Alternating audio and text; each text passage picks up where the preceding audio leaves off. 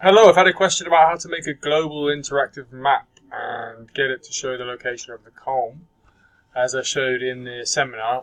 For that application, it was a global data set, so it was more relevant. It might not be so relevant for just for the comb, but I'll answer the question. So go to your content and create a scene. So scene is like the 3D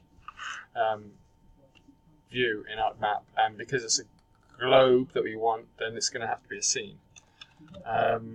Give it a sensible name. I'll just call it scene example. Tags. Save it in that folder. Let's save it in com 2018. Okay. So this will create a scene file like this. You can change the base maps as you same for any map project. You can set bookmarks, and you can add in your shapefile content layers, different layers and bits and pieces.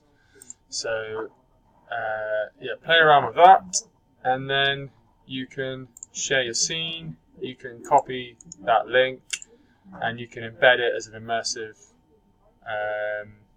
section in your story map if you want. Okay, hope that helps. Thanks.